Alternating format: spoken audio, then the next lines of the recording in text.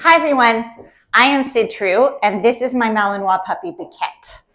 Today we're going to talk about behavior, what it is, what causes it, how we can change it, blanketing over a bunch of different things. I define it very simply as when the dog is displaying exaggerating. Okay, I define that, that's reactivity. But how does it happen? 5 steps.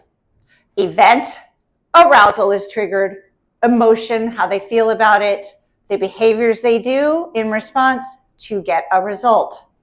So event, arousal, emotions, behavior, result.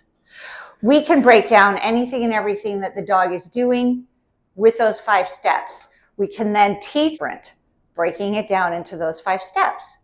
Arousal is a biological response involuntary or trying to teach that other driver a lesson.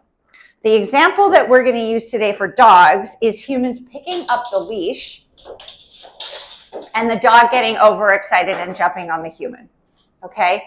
All dog training, we want to reduce unwanted behaviors and increase wanted behaviors. So what I'm going to do is describe 4 ways that we can do this, the scenario, and the problem with how those methods might not be the best option and why positive reinforcement is. Okay, scenario number 1.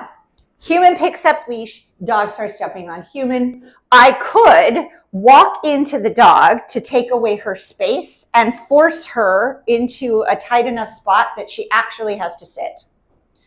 The problem with that is we still get the initial jumping. I'm hoping that she understands that me walking into her means I don't want her to jump. I'm hoping that she somehow ends up in a sit. I'm hoping that she figures out that that's what I want instead, and she still gets the end result of getting leashed up and going on the walk. Okay?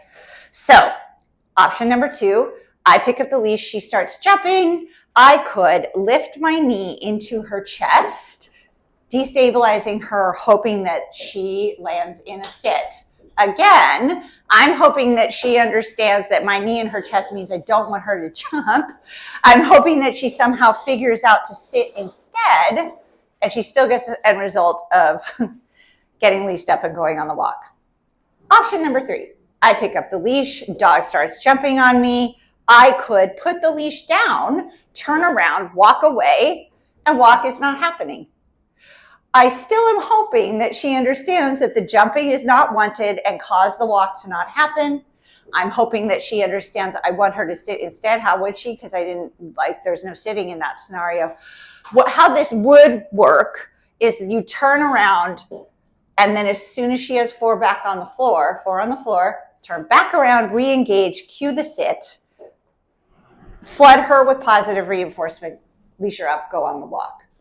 The simplest and most streamlined way to do this, any training, is positive reinforcement, and here is why. First of all, it's the most kind and humane. It's been scientifically proven that every living sentient being learns best through positivity, optimism, being helps with that. And it's just streamlined. You have control over what the connections, the meanings that dogs are putting to things. I pick up the leash. You know it means we go on a walk, right? But now I'm going to teach you how I want you to behave to get to go on that walk, right? And in doing so, we reduce the amount of time that they stay stuck in the arousal state. We reduce the intensity of the emotion that she feels. We train her to do something else, to sit instead of jump, and then we still get the result of going on the walk, right? So we have had full control over what she thinks and feels and the biological response to it about this whole scenario. And at the same time, that's where we come in. That is where we come in. Trainers and behaviorists can help you understand how to get rid of unwanted behaviors and how to get wanted behaviors instead. All right, I look very forward to working with you. Thank you for watching.